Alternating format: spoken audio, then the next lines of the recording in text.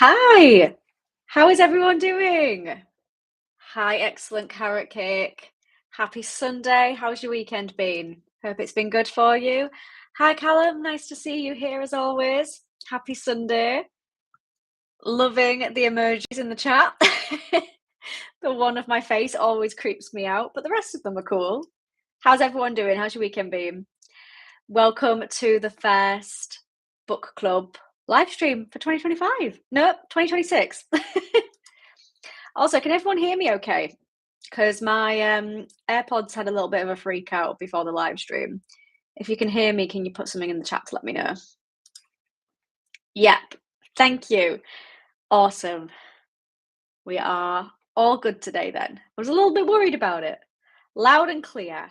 Perfect. I'll try not to be too loud. I have a tendency to yell when I've got my headphones on. It's almost like I have no concept of sound and I just project and scream when I talk. So we're going to be calm and relaxed today. Hi, Sarah. Nice to see you. Nice to see you as well, Benjamin. Benjamin Reeds is here. Awesome. We've got the community. We've got the regulars. I love to see you all here. How has your weekend been, everybody? Hope it's been kind to you. It's been pretty kind to me. Been busy. I could do with another weekend to recover from this weekend, but it's fine. Sarah says, nice to see you too, folks. So we are here to talk about Six of Crows by Leigh Bardugo. Did everybody read this book? I know that a lot of people join the streams who don't read the book, but that's fine. So this is your spoiler warning, because we'll probably ruin the ending for those that haven't read it. But this was a solid start to the year, I would say, in terms of the book club. It was good. It was decent. It wasn't a bad book, in my opinion. Not at all. And actually, it's very, very highly rated on Goodreads. It has like the most high ratedness that I've ever seen on Goodreads, which is crazy. It's got like a 4.6 overall and like over 1 million reviews and ratings, which is crazy. Like, that's no joke. That is a highly rated book. Sarah says, I must say out loud, I'm not happy with the next live.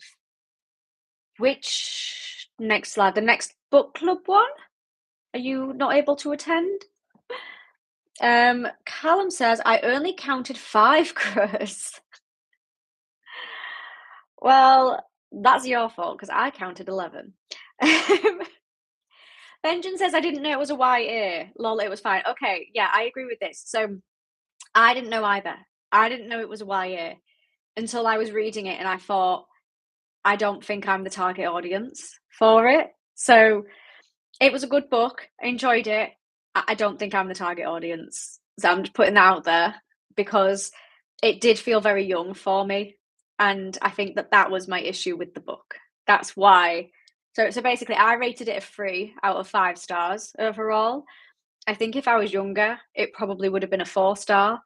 But I can't rate it a 4-star with the age that I am right now. I just don't think I was the target audience for it. Sarah says I'm halfway through it. Awesome. How are you finding it so far? Benjamin says, I don't get the Goodreads rating, to be honest. Yeah, same. And it's a shame to say that because that's no joke. That's a very highly rated book. Like, books don't get rated that high very often. I can only assume that the people rating that book were the target audience and were people who read YA. And I think that's why it probably got the high rating, because I don't think people like me were meant to read it, if that makes any sense. Sarah says, because you're going to be up late in the night, 4 a.m. That is my choice, though. I totally prepared for the next few weeks whilst A Night of the Seven Kingdoms is on.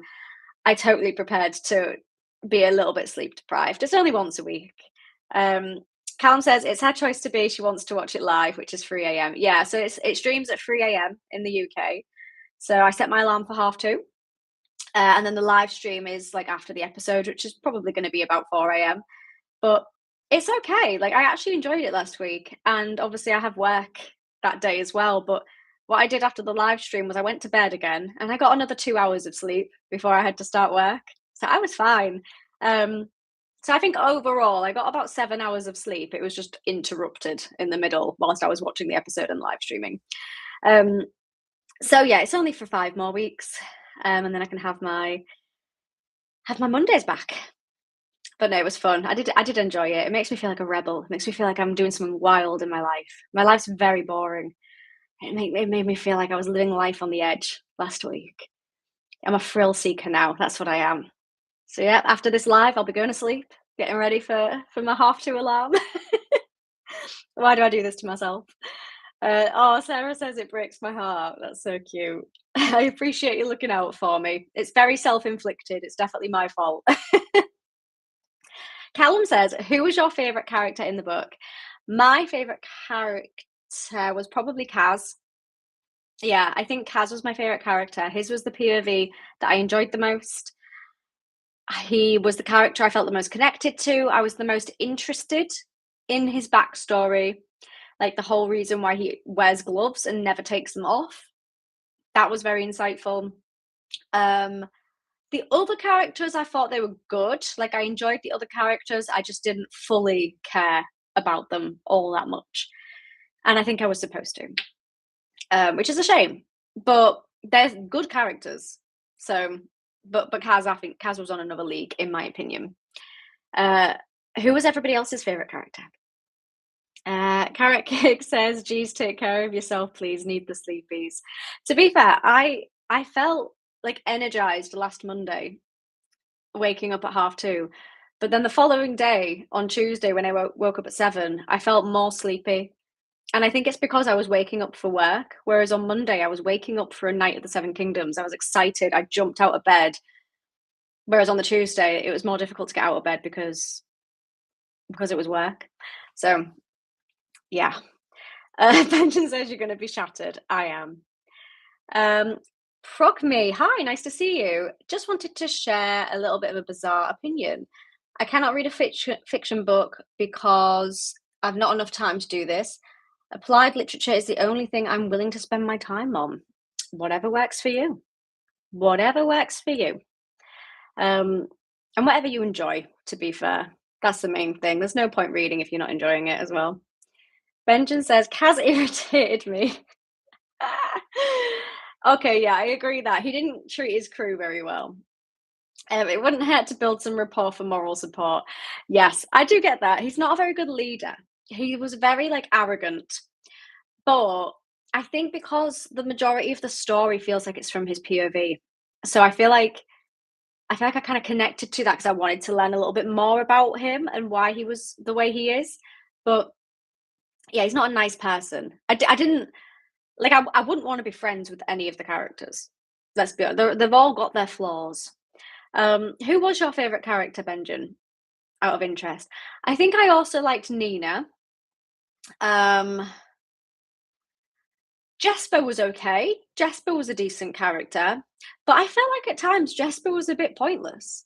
He didn't really play much of a part, and I feel like he was an underused character. Like, I know that this is a duology, so I do have the second book. So I'm hoping that like Jesper is used more because I feel like there's a lot of potential for him because he was quite funny. He had like a bit of a banter side. He was quite jerky. I just don't think he was used to his full ability. I feel like we can get more from Jesper. There's more for him to give.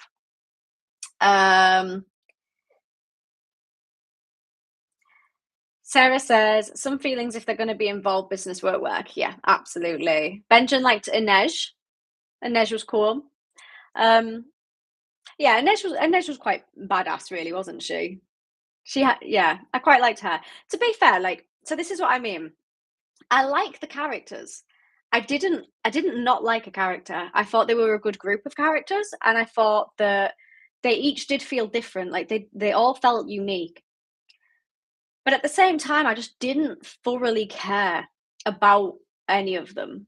Like, I wanted to know their backstories, but I wasn't like yearning for it. I wasn't like, I don't know how to put it into words. Oh, good point, Sarah. Hard time with her name. Is it Inej or Nay?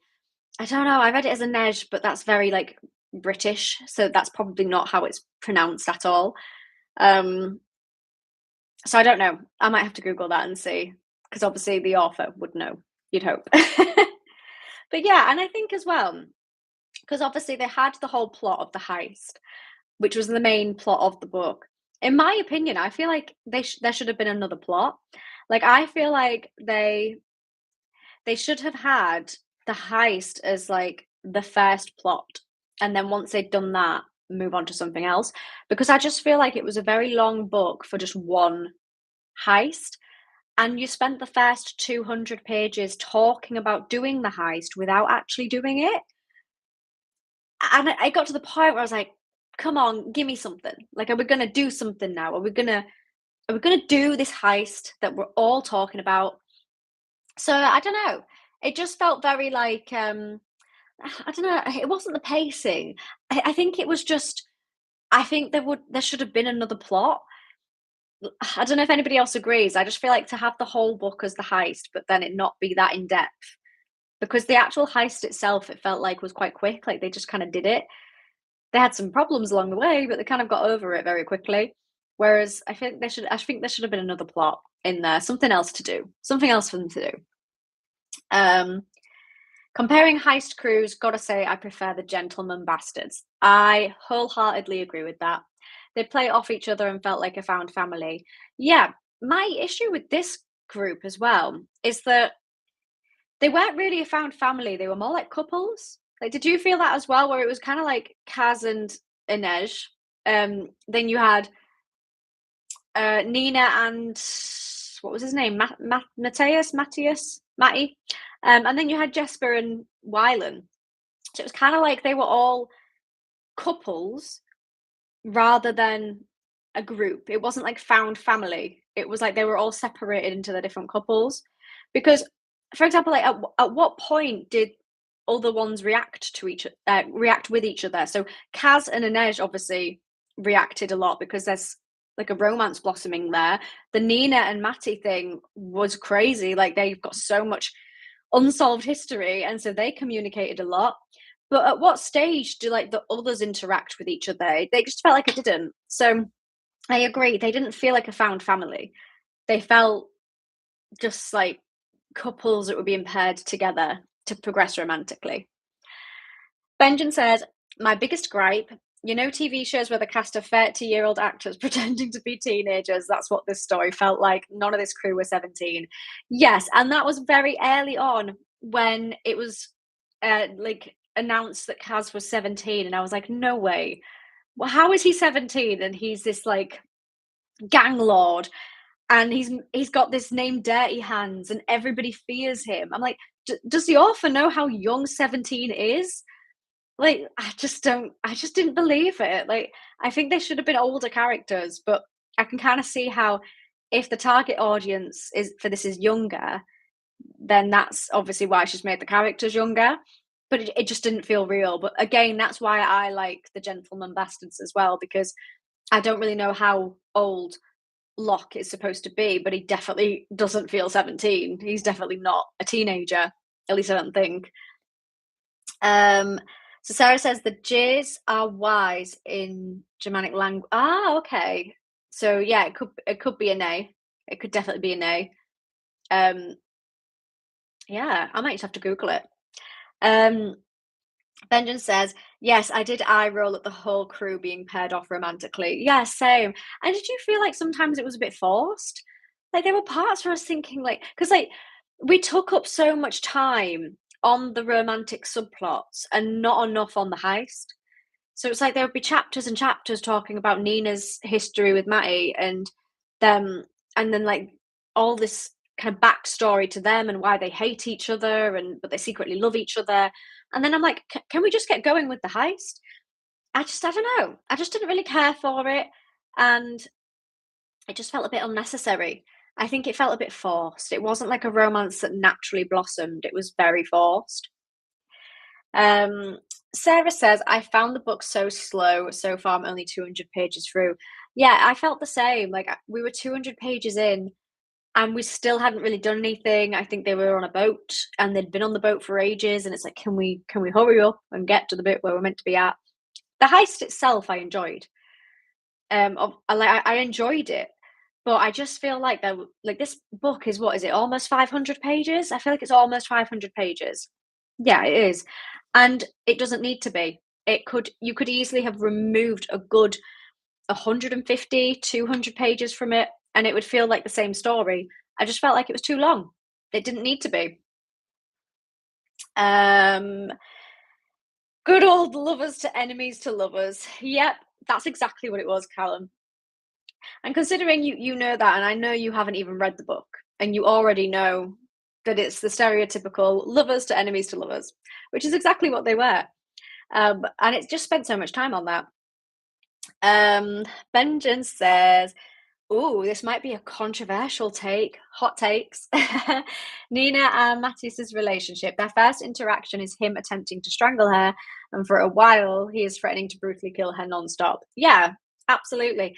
And I think as well, there were parts where I was reading it, and I was like, it's very obvious that those two are going to end up together romantically. It is very, very obvious. But there were parts where I was reading it where like he literally wants to kill her. Like he really, really like hates her in that moment. I'm thinking, how can you ever come back from this though? Like I know that they're obviously going to end up together in the end, but how do you come back from those feelings? Like you can't just go from actually wanting to kill somebody to then not. I don't know. It just felt like the hate emotions were very strong, and then all of a sudden by the end of the book they weren't that strong anymore. They were gone, and it turned into love. And I was just a bit confused. My mind just doesn't work that way. That's not how I love. I don't love people that I wanted to kill. You know, I don't go from hate to love very quickly. Um, Sarah says, "I don't mind a spoiler. Did they get the scientist?" In a not very straightforward way, I suppose they technically did. They got a relation of the scientist. The scientist they can't get, um, which they sadly find out as they're trying to get him. I suppose in a way they completed their mission. Um, Benjamin says it comes across really toxic, not sure about the message it's sending, considering the target audience. Yeah, I agree. And that's another thing. So this isn't a dark romance at all, but that's what I'm not enjoying about the dark romance tropes at the moment, because they're the hype. Things come and go. Certain things are hyped and then they're forgotten about, and trends change all the time. At the moment, online in the book community, it seems to be like dark romance is the current trend. It's the current hype. But a lot of the messages from dark romance is like not safe, like not good. And this did kind of give similar vibes, where like the feelings that Nina and Matty had towards each other were not healthy at all. But yet, at the end of it, there's a blossoming romance. And I just don't know if that's a safe way to teach teenagers about relationships. Maybe I'm getting too deep. Intense teenage emotions. You're right, Callum. That's exactly what it is. Valerian's in the house. Hello, Becky. Hello, friends. Hi, how are you doing? Nice to see you here. So Salmon as well. Hello, everyone. How are you doing? Thank you for spending your Sunday with me. Really appreciate it. How has your week been? Hope it's been kind to you both. Also, debate your hate to love emotions. You certainly can switch between the two. To be fair, though, I just think like in books, it's not realistic it's not consistent to go from one emotion immediately to the next that doesn't fit with the character's values. Because like I like the characters to feel like real people, and every person has their morals, has their values, they have their motives for living and why they do certain things. And I just felt in this book it chopped and changed a lot. Like it changed too quickly, to the point where I was thinking, this doesn't fit with Nina's values, this doesn't fit with so and so's values. Like it felt like their personalities were changing quite a lot. And in a book, that can feel very inconsistent. I feel like I've gone on a rant in this live stream. I did enjoy the book. I had an okay time reading it. I just wasn't like excited to pick it up. But it wasn't the worst book in the world. I've seen a bunch of reels so far which mention this book. People seem to be mind blown, and this live is confirming that this book is overhyped. Yeah, it is. I would say it's overhyped. Yeah, maybe I should make a video on that. That could get views. I just think it is. But again, like we've established, I think it's overhyped because I don't think I'm the target audience for it. And I didn't realize that until I was reading it because I love the front cover, I like the blurb, I like the premise, but I'm not the target audience for a YA anymore. And that's unfortunately just what this was. And I didn't realize that at first. Um, I'm good. You're staying up until 4 a.m. tonight then? I am. I am. So my alarm is set for 2:30 in the morning. Then the episode airs at 3, so I'll be watching that. We're going live at 4, and then I'll be going back to bed again at about 5, 5:30 maybe. So yeah, fun times. Salmon says, very good, thank you. Awesome, I'm glad to hear it. Oh, Sarah. So Sarah says, is it for teens? What's YA? So yeah, teens. YA is young adult, which is basically like teenagers. It's I think it's a class from anyone between 13 to like 18. Is that the actual age demographic for a YA? It's basically like a teenager. They're not like adult yet, not properly. Benjamin says this is the most negative I've come across in a book club pick. I actually thought it was okay overall. I enjoyed the early parts the most. Yeah, I enjoyed the setting the scene. I enjoyed establishing the plot. Like the first few chapters, actually, when the crazy stuff goes down with the substance that these people have taken, that was good. Like I enjoyed that. The start of this book was good and I was interested. And then I think it just lost me all the way in the middle. And then at the end, I enjoyed the heist. But then the very, very end, I didn't really care. At some point, I feel like I will read the second one, but I'm not in a rush, and I might just do it as like a palate cleanser in between some heavier reads that I'm excited for. Oh, Callum's made a great point here. The bit that gets me about this being YA is the Game of Thrones comparison it has on the blurb. Yeah, so this annoyed me actually. So it says, Ocean's 11 set in a Game of Thrones-esque world. Now, I can't say much for Ocean's 11 because I've not seen it. I don't know much about that. So if you know more about that, you can let me know if that's a fair comparison. The Game of Thrones-esque world? In what way is this a Game of Thrones-esque world? I didn't pick up on any Game of Thrones vibes. And I'm so confused. And I feel like they've written that on the book to sell the book. And I hate that. That's the thing I hate the most about this book, is that you're lying. So, yeah, that really annoys me. I hate when they do that. There was another book that did that as well, where it said something about Game of Thrones. And then I read it and I thought, there's nothing about this that is like Game of Thrones. And it really irked me. It grinded my gears. My blood was boiling. I was seething with rage. And then I got over it because it's not that deep. It's always good watching the first episode again just before the second one drops. That's a very good point. I do like doing that because sometimes you miss things that you didn't see the first time, or you pick up on them the second time because you overlooked them the first time. Oh, Callum says YA is typically 12 to 15. Yeah, so very young. Blooming heck, yeah, I'm like way over the age demographic. I am old compared to that. Valerian says, I have to ask if you've watched Before Sunrise yet. I haven't, and I can't believe it's literally been, we're coming on to months now since you first recommended it. I promise you I will. I've written it down on my list of movies I want to watch. I absolutely will watch it. I just haven't had the chance. I don't know. What have I been doing in January? Working and not much else.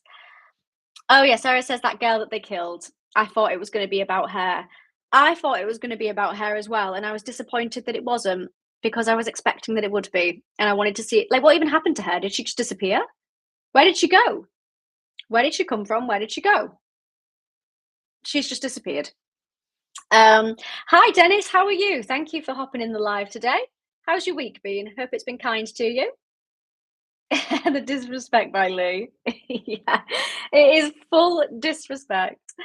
Maybe they mean medieval aura, definitely not Game of Thrones. Yeah, I would love to know why they put Game of Thrones on there. Like, what comparison do they have? Um, no worries, Valerian. I will watch it.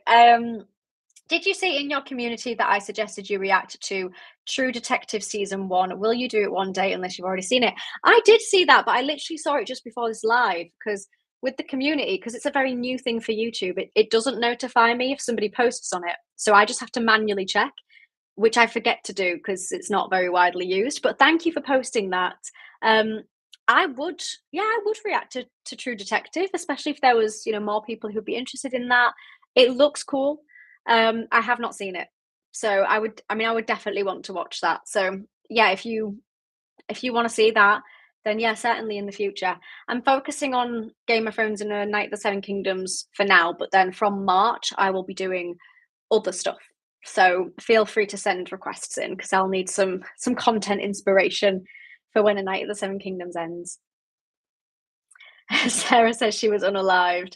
I think I'm hoping on YouTube we don't have to say unalived and we can say like killed. Because I know on like TikTok you're not allowed to say that word. So you have to speak in code. We'll see if YouTube has the same restrictions. Oh yes, that girl died of withdrawal after escaping the city. Yep, okay. I'd forgotten about that. Yeah.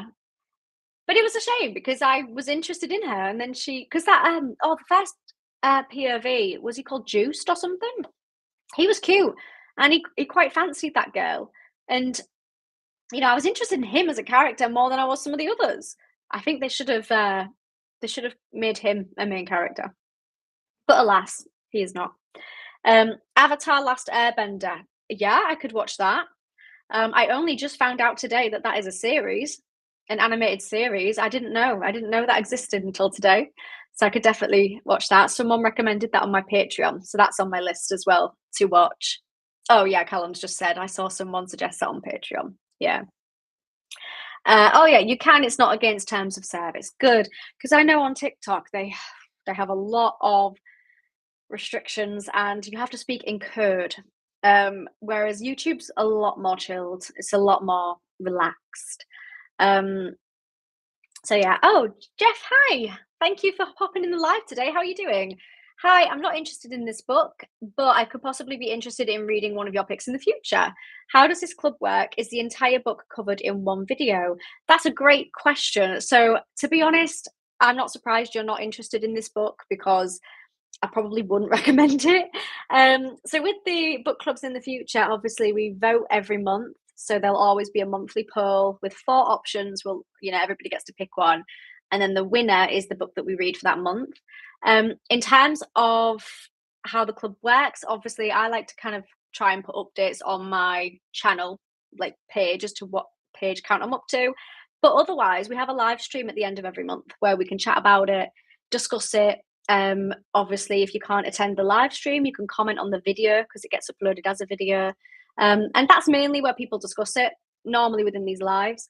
But if you want to update throughout the month on the channel page and the channel post, you can definitely do that as well. But it's nice and chill. Oh, is that the Devils on your bookshelf? It is. I got that for Christmas. It is the Devils. Very excited to read that. But I am going to finish the first lot first. Yeah, Jeff, let me know if my description of that wasn't clear. I didn't describe that in the best way. I'm still residing in Brooklyn. It's snowing and hailing so much outside. Oh my goodness. Stay safe, but also appreciate how pretty the snow looks because I'm desperate for some snow here. Although I've heard that there's actually some really bad weather conditions in certain parts of America. So stay safe. It's like here we get one bit of snow and then the entire country turns into chaos. Public transport don't work anymore. People are too scared to go outside for like the tiniest bit of snow. It's ridiculous. Which book won the next one? That's a very good question, actually. I haven't announced the winner for next month yet. So let me see. Because last time I looked, there were 3 in the running to win out of the 4 options. Oh, okay. So the February book club poll. The winner for February, I'm so happy with the winner because I've wanted to read this one for months. It's Sword of Kaigan by M.L. Wang. I've been wanting to read this one for so long. I'm excited. So that got 35%. And then the close runner up is Dungeon Crawler Carl by Matt Dinniman. That one's on 27%. And then Billy Summers by Stephen King is third with 22%. Now, for a while, that one was winning. Like, that one was winning for a good 2 days at least this week. And now it's third. How the tables have turned. I'm so excited to read Sword of Kaigan. Wowza. That is... that's been on my list for ages. Yes. Yes. Okay, happy about that. I'll create a post tomorrow to announce it officially, but yeah. I'm so excited. How many pages is that? Because we've got a short month. Is this a big book for a short month? Let me see. Sword of Kaigan page count. Yeah, kind of big. Around 650 pages. That's kind of a big book for a small month, but we'll see. I mean, I have to finish it. I don't have a choice because I'm hosting the live stream. But if you guys don't finish it, that's okay. Oh yeah, Sarah. Yeah, some people getting striked for saying certain things. Yeah. See, this is why I don't swear in these streams because it always triggers up as though you're saying something offensive, even if I'm not saying anything offensive. Like, I'm not calling anybody a nasty name. Sometimes it just slips out. But I'm trying to be better at that for YouTube. I'm assuming Benjamin's happy with Sword of Kaigan. Jeff says, thank you for responding. Is the discussion always on the last Sunday of the month or something like that? Yeah, I try to keep it nice and consistent so that it's easy for people to remember. So always the last Sunday, always around this time, which in the UK is 7 p.m. Yeah, I did, because last year I did do it on a Saturday for a bit, but then I think we all agreed that Sunday was going to be better. So I always keep that day, the last Sunday of the month, for the live stream. And then we just come in and chat about the book, chat about anything else in general. To be honest, I feel like we've all said as much as we can about this book. I think we've all collaboratively agreed that it's for young people and we're just too old to read it. I mean, like we say, it's not a bad book at all. Like, I quite enjoyed my time with it. I just realised I'm not the target audience, and that's okay. Sometimes we get it wrong. That's okay. Oh yeah, Benja's book must be annoying that the one you've nearly finished is last. Yeah, so I put Raven Scholar on the poll before I started reading it. Then I decided to read it because I was going to take it off the poll. But then some people voted for it. So I was like, okay, well, I can't remove it from the poll because somebody wants it to win. But now it's kind of like, if it then ends up winning in a future month, like say it ends up winning like months from now, but I'm reading it now, like I might forget what happened. So I think I am going to remove it from the poll because my memory of it won't be fresh. I like to read the book in the month that it's been picked. So yeah, I think Raven Scholar is going to be gone from the next poll. But I would recommend, if anybody was wanting to read The Raven Scholar, so far I would recommend it. It had a bit of a slow start, but I've got like less than 100 pages left and I'm really, really enjoying it. And the second one comes out this year. So that is one that I would recommend, even if we don't do it for the book club. Just finished Jade City yesterday and the day before, going to start book 2 tonight. I really want to read Jade City. Look, it's right there.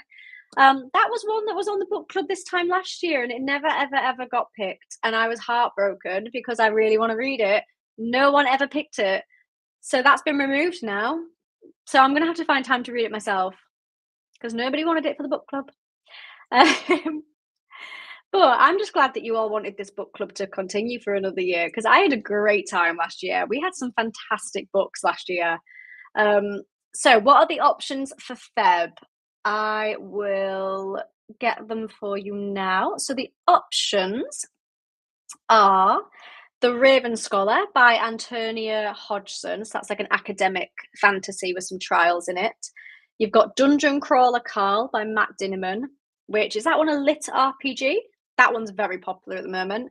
You've got Sword of Kaigan by M.L. Wang, which that one is the winner at the moment. So the book club poll will end tomorrow, but it looks like Sword of Kygon's going to win it. And then the last one is Billy Summers by Stephen King, which I think, is that like a thriller? Is that one a thriller? A bit different, that one. But yeah, it's looking like Sword of Kygon's going to win. So we'll need another book to replace that one and The Raven Scholar for the next poll. February's winner being Sword of Kygon is so good. Yeah, I've just heard so many good things about both Sword of Kygon and Blood Over Brighthaven. So expect Blood Over Brighthaven to be in the poll at some point as well this year, because I think that like that one I've heard even better things than Sword of Kygon, but both of them seem really good. So those are the four for February, but it's probably going to be Sword of Kygon that wins. So yeah, we'll have to start thinking about March's book as well. I've got some options in my head as to what we could add into the poll, but if you guys have any other books you would maybe like to put into the running for the book club, then feel free to let me know. I've got my list in front of me now, so I can definitely add those on there, and then they'll be in a future poll and we could maybe read that. But yeah, it's a shame that 2026 has not started off the strongest with Six of Crows. I think as well, because we've been doing this book club for a year now, and last year it was Lies of Locke Lamora, wasn't it? That was pretty strong. That was a pretty strong start to 2025 to read in January. That was a good book. And then what was February's? February's was Dune. Oh my goodness, we've read some incredible books. I only read one book this month. I'm in a deep slump. I'm sorry to hear that, Sarah. It happens to the best of us. To be fair, I had the signs of a slump earlier this month when I was going through a bit of a slow period for The Raven Scholar before it had ramped up. And I was reading Six of Crows at the same time, and I thought, like, I'm not excited to read right now. But then Raven Scholar got better. So I was like, okay, now I'm excited to read. Sometimes you've just got to find that book that's making you excited again. And Six of Crows wasn't it for me, but it's fine. Sword of Kygon is on my hold list from the library. Blood Over Brighthaven is ready for me to pick up. Maybe I'll read that now and hopefully can remember what happens by the time you discuss it. Yeah, that sounds like a good plan. Well, based on that then, I can definitely add Blood Over Brighthaven into the poll for March to replace Sword of Kygon. So if it gets, hopefully it'll get picked at some point soon. And then if you've already read it, we can talk about it. That would be fun. Yeah, I might do that then for March. I might put Blood Over Brighthaven in that, because I have a feeling that that one's probably going to win whatever poll it's in, just because it's had so many good reviews. Callum's advertising himself in the chat. That's fine. I'll let you do that. Book 2 of Shadow of the Gods. Yeah, I've got that one up there. That's on my TBR for this month. I don't think I'm going to read it this month because the month is almost over, but I'm going to try and start it.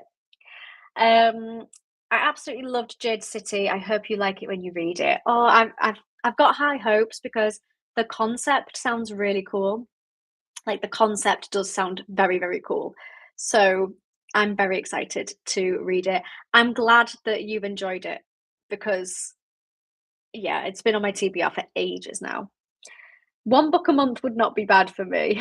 To be fair, I'm on 2 at the moment, which is a lot less for me than I'm used to. I think last year I maybe overdid it with the reading. Just on 2 this month. And I've only finished 1. Six of Crows is the only one I've finished. So, oh, you were suggesting book 2 of Shadow of the Gods for the book club.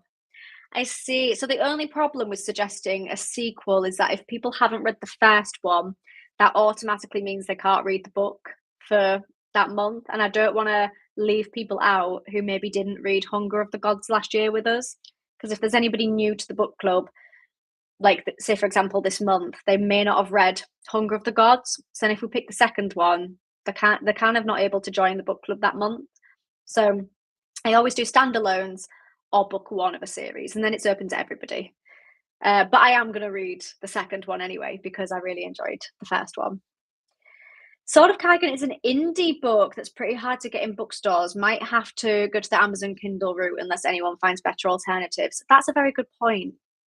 Yeah, it's probably gonna have to be Amazon, isn't it? There isn't gonna be, like, local bookstores, really, is there? Let me see, I've not even actually searched for it. I think it is on Kindle because 'cause I'm a Kindle girly now. Yeah, it's basically just Amazon. Oh, there's a very beautiful special edition on Amazon, though, with sprayed edges. Oh, oh my goodness, that's gorgeous. But yeah, that's a shame because we probably won't be able to support, like, smaller book stores for an indie one like that. It's a bit harder to get the hands on. Um, Josh from the top, nice to see you here. Thanks for joining the stream. How are you doing? Hope your week's been kind. You're also advertising Callum's book. Yeah, but I think, to be fair, like, what did we read in December? Oh my goodness, what was December's book? What was December's book? Why can't I remember what we read in December? I was gonna say I enjoyed it more than Six of Crows, but now I can't even remember what it was. Um, Tress of the Emerald Sea by Brandon Sanderson. That was it. Yes, Brando Sander. I want to read more Brando Sander. So if anybody has any other Brandon Sanderson book recommendations, that, I mean, if you want to see him in a book club poem, that would be great. Otherwise, if it's anything that I can read, that would be great because I really enjoyed Tress. Have we discussed A Knight of the Seven Kingdoms on here? We have not. What would you like to discuss about it? I suppose we kind of discussed the sleep deprivation that I'm going to be having because of it. I'm currently reading The Way of the Way of Kings. It's my first book in that universe. How are you finding it? How far through are you of it? Um, oh my goodness. Yeah, I'm interested in that one. I would love to see your review of The Way of Kings from a therapist's perspective. Yeah, I've heard people say that it has, like, mental health representation in it, so I'm even more intrigued to read that as well because I want to see kind of how he represents that through his books. Oh, I need a sip of water, that was good. Oh, I'm so thirsty. How are you finding your Kindle, Becky? I find I can read so much faster on it, easier to read in bed too. I absolutely agree with you. Like, I would say I'm a pretty slow reader for paperbacks and hardbacks. Like, I'm just quite, it takes me quite a while to get through a page. On a Kindle, I'm flying through it. Like, I don't know what it is. I don't know if it's like the spacing or if it's just because obviously it's a smaller screen anyway. So I'm tapping to swipe through a lot faster naturally because there's less words on the page. But it I don't know what it is. I just feel like it's clearer for my eyes to see and to focus on. Maybe it's a sign that I'm going blind and that I'm finding it difficult to read actual text that isn't really large. But yeah, I'm really loving my Kindle. I'm really, really enjoying it. And it's so, like, nice to hold. Obviously, I love a paperback and the, books just look stunning. Like, if my bookshelf was just filled of Kindles, it wouldn't look pretty. Like, this looks nice. But I'm really, really enjoying the Kindle life at the moment so much. Brandon has a novella called The Emperor's Soul. I honestly think it's the best thing he's written. That's a very strong statement. Maybe I should add that to our list. The Empress, and that, oh my goodness, the best thing he's written. Yeah, I'm interested. You've piqued my interest. And with it being a novella, they're very quick and easy to get through. Kindle spacing is on average larger than paperbacks. Yeah, like, it's like the line spacing and, like, I don't know, it looks a lot crisper to me. Like, the words just feel like they look more clear, but then I'm like, is that just my sign that I need glasses? I don't know. Good representation of mental health issues and neurodiversity. Would be interested to know what a professional thinks. That's so interesting. I didn't know that. Yeah, I'm very intrigued to see what my take is on it. Watch this space. It's on my TBR and it's very high up the TBR. So yeah, I would be really, really interested to read that. And obviously I will update my thoughts, maybe make a video on it. Yeah, I might do that soon. I'm interested in that. Only 73 pages in so far. It reads quickly, but taking my time with it.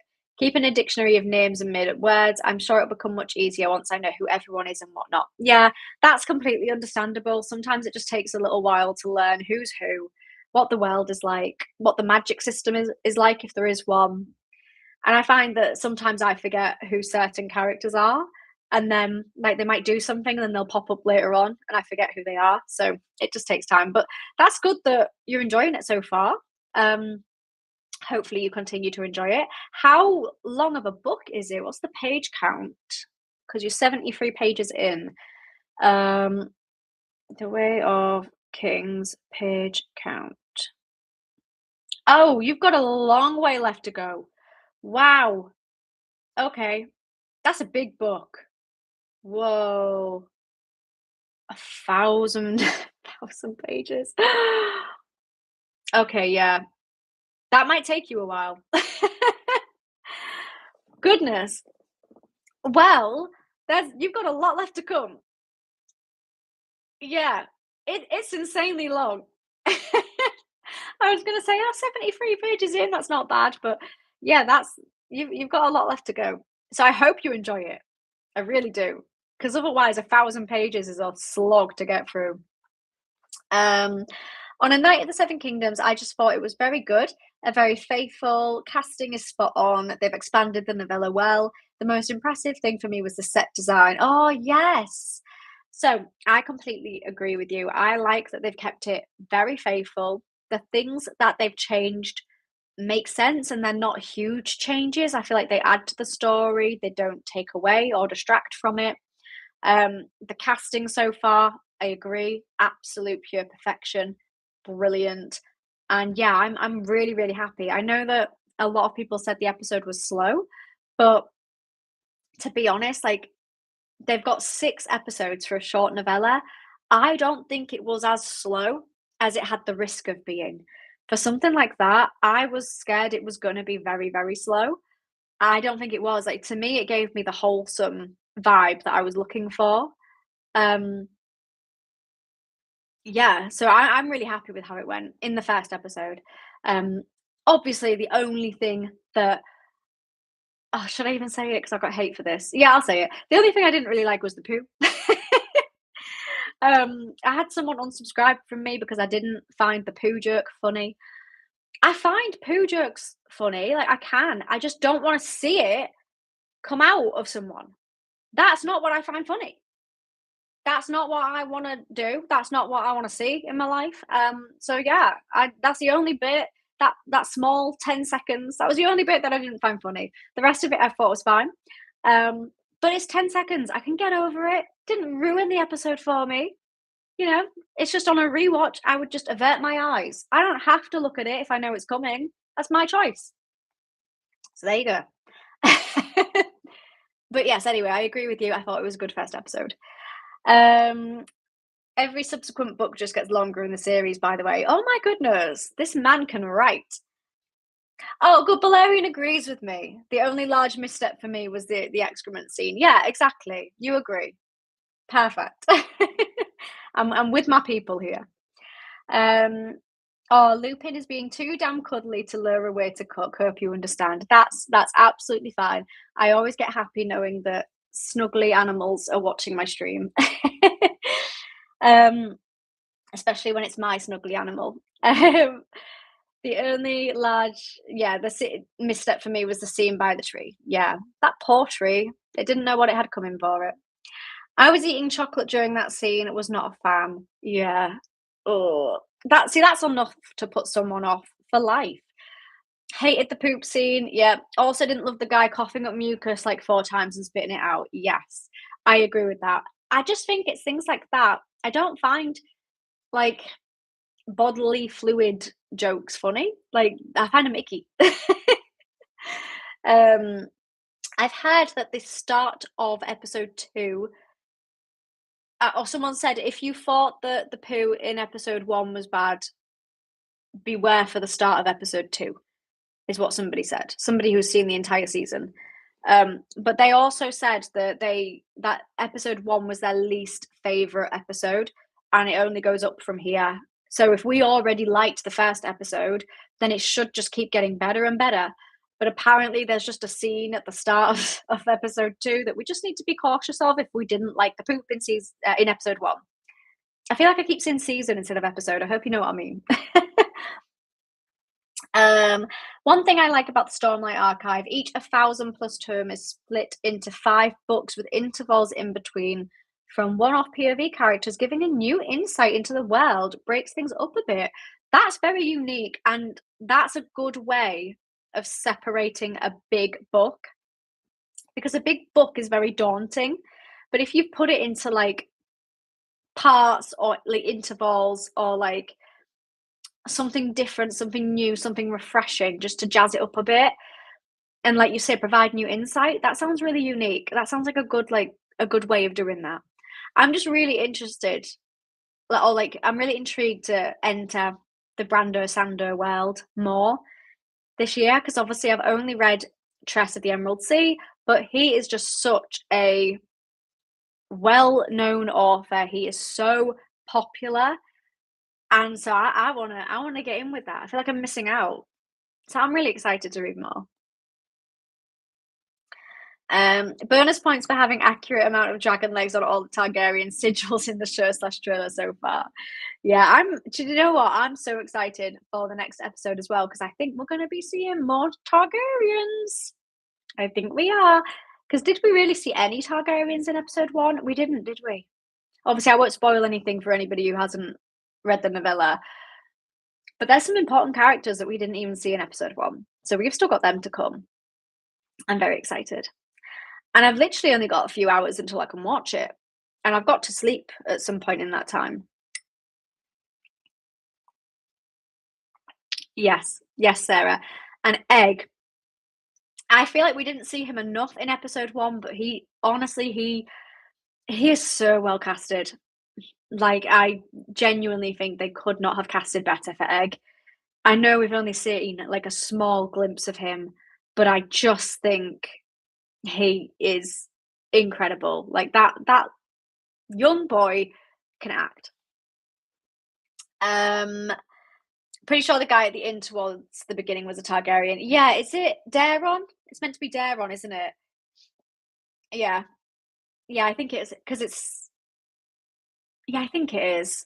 I reread the novella during Christmas time. I'm pretty sure it's him. But obviously that will be revealed in a future episode of A Night of the Seven Kingdoms. They might have changed stuff.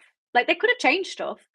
Like, that might not have been Daeron. They might not keep it fully true to the novella. They could easily take their reins with it and change stuff. So we shall see, because they've added in those women. You know, there was those women characters and their scenes. They were completely new. They're not in the novella at all. And obviously the whole kind of Lionel Baratheon party, you know, the nightclub at the tourney hosted by the Laughing Storm, that was completely new. What a vibe that was. Love it. I've not read the novella. Will the show spoil any upcoming plot points from House of the Dragon? No, it shouldn't. It shouldn't spoil anything. So obviously the only thing that you need to, well, it's kind of obvious in A Night of the Seven Kingdoms, but there are no dragons, but it doesn't tell you why. It doesn't tell you what happened. Like, there shouldn't be any spoilers for House of the Dragon, and I really hope that they keep it that way, because obviously House of the Dragon is coming out this year, so why would they spoil their own show that's still in development coming out? So they shouldn't spoil anything, and I'm not going to spoil anything. Once you notice the incorrect sigils in Game of Thrones House of the Dragon, you will not be able to unsee it. I'm sorry. Why would you do this to me? I was living quite happily and blissfully until you've just told me that information, and now I'm not going to be able to think of anything else. Every single video I upload watching Game of Thrones now is going to be me frustrated because I've noticed an error. But it's fine. To be fair, some people did critique A Night of the Seven Kingdoms because they said like the armor wasn't true to like medieval like armor. Like, it wasn't what people would have worn and stuff. But I don't know how I can't remember how it's described properly in A Night of the Seven Kingdoms, because obviously George R.R. Martin can change stuff. because it's his universe. So if it wasn't consistent to medieval times, that's okay because it's not a real universe. Like he's created it, so he can change stuff. But I don't know if it was true to what it was described in the books, or if they're just saying in general in the real world it wouldn't have been that way. But I thought it looked pretty. I just thought the armor looked cool. Yeah, I was happy with how it looked, but I'm not knowledgeable on armor, so who am I to say? So we're coming up towards an hour for this live stream. This has been fun. As always, we've waffled, we've talked, we've had deep chats, we've had light chats. We've talked about the book for the month, and we've talked about everything in between. So, as always, I like to round off the book club live streams with giving my quick rundown, quick refresher of my review. I think it's overhyped in the nicest way possible. But if I was about 10 to 15 years younger, I would hype it. I'm too old, basically. This book reminded me of my mortality and that I'm too old to read it. And that's my review for Six of Crows. So if anybody else has any other points for Six of Crows that they'd like to share, now is your opportunity. You're right, Sarah. We didn't see any random fluff flying around in the stream this time. That was so weird. I still don't know where all that fluff came from. It hasn't happened today, has it? And I've not noticed it since. I don't know where the fluff came from. It's so bizarre. That is one of life's mysteries for this room. Where did the flying fluff come from? George said about food in Westeros too. It has corn and pumpkins that are native to the Americas that medieval Britain wouldn't have had. He just said, well, it isn't medieval Britain, it's Westeros. That's what I mean. Exactly. Like people are saying, oh, it's not for like, it's not consistent with medieval English. It's not medieval England. It's not. It's Westeros. It's George R. R. Martin's world. He could have combined lots of different cultures to create this one universe. So yeah, people are saying it's not consistent with stuff from the past. Well, it's his world that he's created. It just needs to be consistent with his world. So yeah, that's because they were eating sandwiches and stuff as well. And I just don't know if I can picture like an old knight from like the 1800s eating a ham sandwich. Like, did that happen? Is that consistent? Where's the research into that? 10 to 15 years earlier, are we hinting at a Becky Does blog age? Still think you're 63. Not far off. I'm actually like Melisandre. All I have to do is take my headset off and my true age will come out. You'll be surprised. About to watch American football playoffs here in the US. Good chatting. Take care. Thank you so much for joining the stream. It was so nice to hear from you, Jeff. Enjoy your football playoffs. I don't know if your team is still in it. If they are, I hope they do well. Yeah, enjoy your evening. Thanks for chilling with us for a bit. Lord Sandwich invented sandwiches so he could eat and play card games and gamble at the same time. True story. Do you know what? That is facts. I'm not going to ask for the credibility for that. I purely believe that without any evidence. That's how strong that statement is. To make you feel better, I'm 38 going on 39. Oh, and do you know what? You don't look a day over 38. Is that what the saying goes? It genuinely is true, not even making it up. Is this actually gonna, are you actually being serious or am I being a fool? Is there actually a Lord Sandwich? How many times did I just say actually then? Eat a sandwich every time I say actually. Lord Sandwich refers to the Earl of Sandwich title. What? He popularized the food item named after him. Are you actually kidding me? Oh my goodness. You were right. The Earl of Sandwich. And there's a picture of him with a sandwich, or like a painting of him with a sandwich. Oh my goodness. Wow. You were being right. I actually thought that you was making a joke, but you were actually correct. Wow. That was how sandwiches came about. The Earl of Sandwich. Imagine being called the Earl of Sandwich. These live streams are brilliant. I just feel 10 times smarter when I come off these streams. The Earl of Sandwich. Wow. You messed up her sleep schedule. Now, instead of napping before the episode later, she'll be doing a deep dive on Lord Sandwich. That is exactly what I'll be doing. I'm going to see if there's a Lord something else. Is there a Lord Chocolate? Is there a Lord Baguette? Was it the French version of Lord Sandwich? There'll be a Lord for anything if you try hard enough. Cheese. This is brilliant. Lord Cheese. Awesome. I think that's a good point for us to end the stream because I think we're all going delirious. I am so happy to have seen you all here. Thank you. Thank you for joining me today. What did we say the winner was? Sword of Kaigan. The winner for February is Sword of Kaigan. So I hope you're all excited to read that. The live stream for that will be on February the 22nd. We don't have a lot of time. I might have to start reading it tomorrow. We don't have a lot of time to read Sword of Kaigan. So chop, get ready, hurry up. We've got to read it in a short amount of time. I will enjoy my 2 hours of sleep. Thank you, Valerian. I am going to go to bed, probably in about half an hour, I reckon. And then wake up at 2:30 to watch A Night of Seven Kingdoms. So if you are around for the live stream that's at 4 a.m. in the UK, I'd love to see you there. I wouldn't be surprised if you weren't there, if you're also in the UK right now or of a similar time zone. But it's all vibes. Life's too short. Let's enjoy A Night of the Seven Kingdoms. 6 a.m. for Sarah. So if Sarah's not there, I'm not surprised. 6 a.m. is very early. But if you are there, then I'd be happy to see you there as always. Excellent. Carrot Cake says, maybe see you later if I don't fall asleep. No problem. Sleep is important. I'll be getting up at 6 for work if you're still waffling then. Possibly. Who knows?